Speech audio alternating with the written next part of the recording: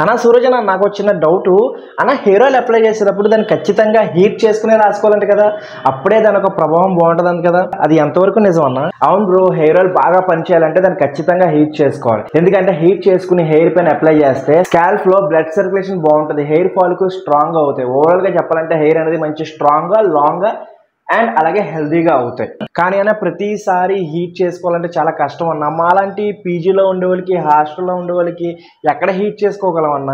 చాలా ఇబ్బందిగా ఉంటుంది కదా. మాలాంటి వాళ్ళ కోసం ఏమైనా సొల్యూషన్ ఉంటే చెప్పన్నా. ఎందుకంటే హెయిర్ ఫాల్ ఇవన్నీ చాలా దారుణంగా అవుతున్నాయి, ప్రతిసారి హీట్ చేసుకోవాలంటే చాలా కష్టము. ఏదైనా సొల్యూషన్ ఉంటే చెప్పు మంచిగా.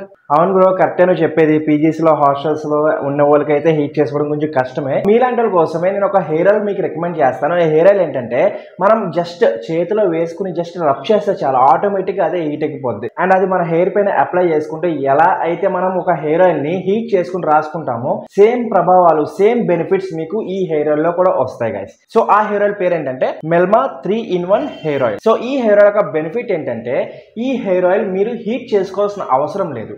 ఇది జస్ట్ మీరు మీ చేతుల మీద తీసుకుని జస్ట్ రబ్ చేసుకుంటే ఆటోమేటిక్ గా ఇది హీట్ ఎక్కిపోద్ది.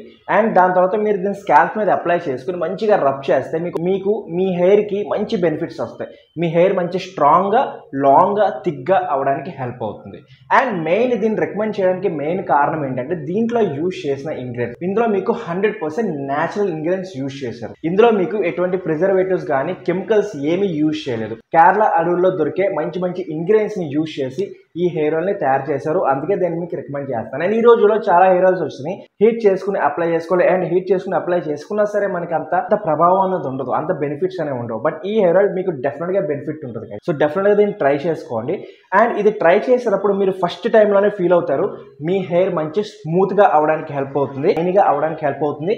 అండ్ అలాగే ఇది అసలు గ్రీజీగా ఉండదు. సో హెయిర్ ఆయిల్ మనం అప్లై చేసినప్పుడు ఎలా ఉంటుంది, గ్రీజీగా ఉంటుంది. సో ఈ హెయిర్ ఆయిల్ అస్సలు గ్రీజీగా ఉండదు, వాటర్ లాగే ఉంటుంది. సేమ్ వాటర్ ని అప్లై చేస్తే ఎలా ఉంటుందో అలాగే ఉంటుంది. సో అస్సలు మీ హెయిర్ అనేది గ్రీజీగా ఉండదు. అండ్ అలాగే ఇది అప్లై చేసిన తర్వాత మీరు కావాలంటే 1 hour ఉంచుకోవచ్చు, 6 hours లేదా 12 hours ఉంచి ఓవర్ నైట్ వదిలేసి దాని తర్వాత వాష్ చేసుకోండి షాంపూతో. అండ్ దాని తర్వాత మీరు చూస్తారు మీ హెయిర్ మంచి స్మూత్ గా, షైనీగా, బౌన్సీగా అండ్ అలా విధంగా స్ట్రాంగ్ గా, లాంగ్ గా అవడానికి హెల్ప్ అవుతుంది. సో మీరు కావాలనుకుంటే దీన్ని ప్రతిరోజు యూజ్ చేసుకోవచ్చు, లేదా వారానికి ఒక 3 times యూజ్ చేసుకున్నారంటే విత్ ఇన్ 30 days లో మీ హెయిర్ అనేది మంచి స్మూత్ గా అవడానికి హెల్ప్ అవుతుంది. సో డెఫినెట్ గా ఈ మెల్మా 3-in-1 హెయిర్ ఆయిల్ ని డెఫినెట్ గా ట్రై చేయండి గైస్. హెయిర్ ఆయిల్ ని హీట్ చేసుకోవాల్సినంత అవసరం ఏమీ ఉండదు, డైరెక్ట్ గా అప్లై చేసుకోవచ్చు. చాలా బాగుంటుంది గైస్, డెఫినెట్ గా ట్రై చేయండి. లింక్ కింద డిస్క్రిప్షన్ ఇస్తే అక్కడికి వెళ్ళి మీరు ట్రై చేసుకోవచ్చు.